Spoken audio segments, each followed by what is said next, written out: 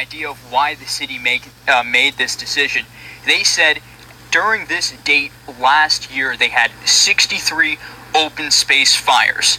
This year they have more than 100. The areas that we're closing are all areas that we've had fires in recently, and they're all areas that they have a significant fuel loading because of the size of the open spaces, and they butt up against what we call our wildland-urban interface. One of the parks Santa Cruz announced it's closing Wednesday also butts up against James Melio's backyard. I'm pretty worried. I mean, there's pine trees in the back.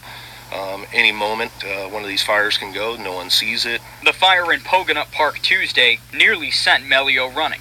The fire could easily, if the winds would have kicked up, we would have had a nice strong wind like the other day or something, could have easily come right down in here. And another on Thursday morning turned his front yard into a staging area for the fire burning just feet away from his backyard. But that makes 4 in a short period of time. A little too close for home here. And that short period of time, Melio says, is about a week. Pogonut Park is just one of 5 parks the city of Santa Cruz is shutting down that has seen recent fire activity. We're taking the proactive measure of closing those open spaces so that we don't have the potential of a catastrophic fire impacting the community as a whole, as well as the people who are using those open spaces. Now, this ban went into effect around 4 p.m. Thursday. Despite that, we saw many people walk into Pogonut Park well into Thursday evening. It's one of the reasons why Melio and his neighbors say they're not sure the ban will actually stop fire activity.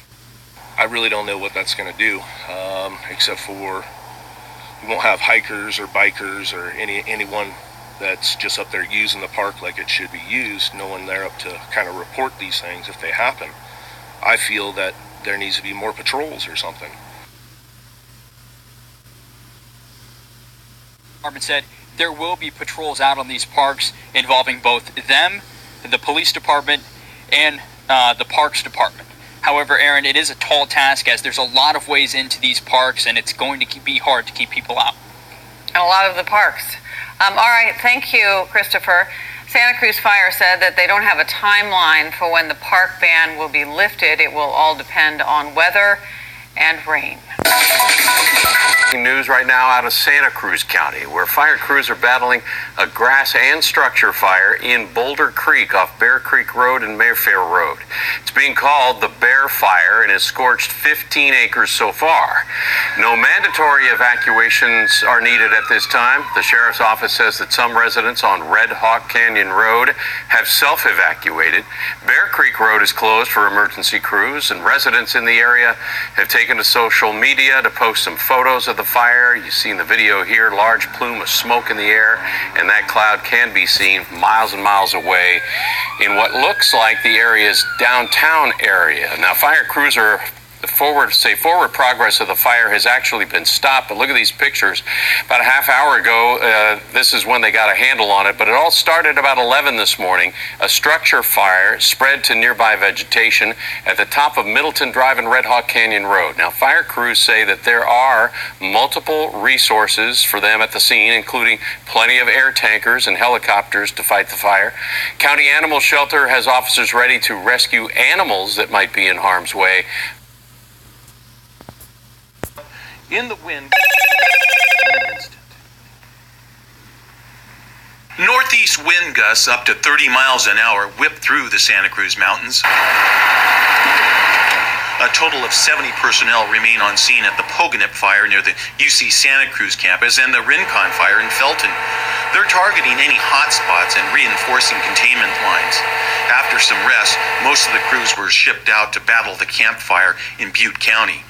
While the mop is going smoothly, all it takes is an ember to start a new fire. The imminent threat of fire danger is kind of really low, but like I said, with those winds kicking up, one ember is all it takes across the line, and it can change everything in a moment's notice. Residents evacuated 6 days ago and are back at home, hoping that they won't be forced to evacuate again. I don't like that even a little bit. I've never liked wind, but I especially don't like it in this kind of a situation. When the wind howls, it's really pretty scary. We don't live here year round, but my neighbor next door a couple of years ago, there was a real severe windstorm, and they just said, well, we'll just leave for a little while. Tuesday, PG&E activated its Operations Safety Center in San Francisco, where they are monitoring conditions to determine whether or not they will shut down power. At this point, no decisions have been made to proactively turn off power for safety as part of our public safety power shutoff program. There is thick drift smoke the winds have carried down from the Camp Fire in Butte County. The smoke is not from either the Rincon Fire nor the Pogonip Fire. For now, CAL FIRE crews will remain in the forest, keeping an eye out for any flare-ups. Dan? Thank you very much, Phil. Satanic Group has adopted Seabright State Beach and are now charged with cleanup efforts there. Is this a joke? I'm not. No. Really? I mean, if they want to clean the beach, I'm all for clean beaches, so. It wouldn't bug me as much as somebody that's, more of an organization that's hurting other people or something like that. I think it doesn't exist. You're making it up. We're not making it up. The marine conservation nonprofit Save Our Shores has set aside Seabright State Beach for the Satanic Temple Santa Cruz religious organization to oversee. They were enthusiastic and supportive. I sent in the application. It said the Satanic Temple Santa Cruz in the header, and she got back to me the same day. If you're worried about animal sacrifices or satanic rituals on the beach, church members say you have nothing to fear. Keeping the beach clean, their love for animals, and pride in the community is their motivation. There are a lot of misconceptions about Satanism. One of our core tenets and beliefs is that one should strive to act with compassion and empathy for all creatures in accordance with reason. There are a lot of misconceptions about Satanism.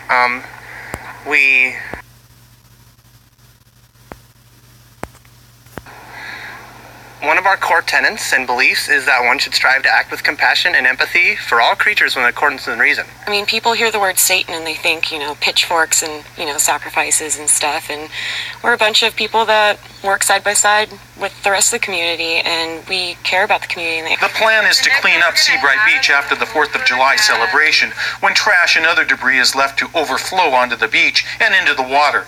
At this time, they are undecided if they want others to join them. We kind of just want our members to do it this first round to kind of see what's going to happen.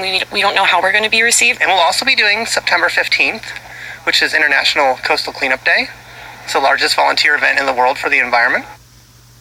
The group is only obligated to do 3 cleanups a year, but plan to hold more. Save Our Shores declined to comment for this story. Aaron? All right, Phil, thank you. So on July 5th...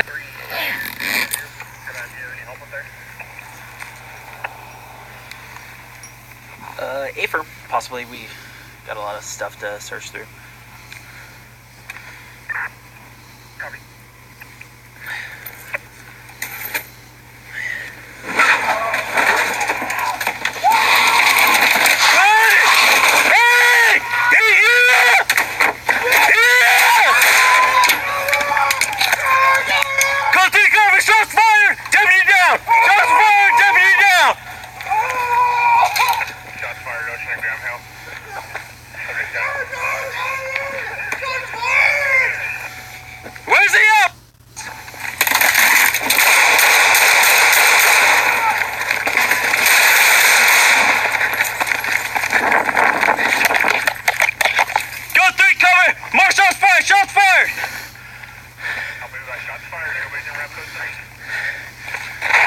Watch out!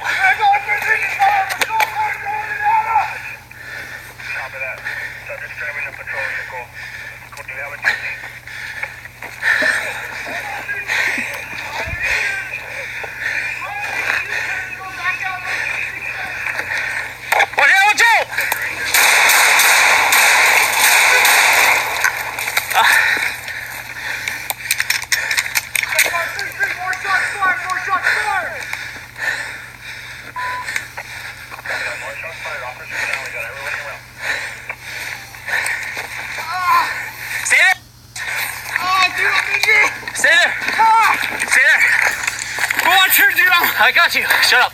Let's go. Get up. We're going backwards. Both show a routine search in progress after stopping a man and a woman for auto theft.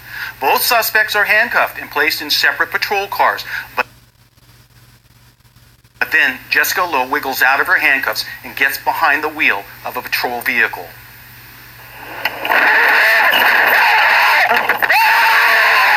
This is the body cam video from the injured deputy as he is struck by the patrol vehicle.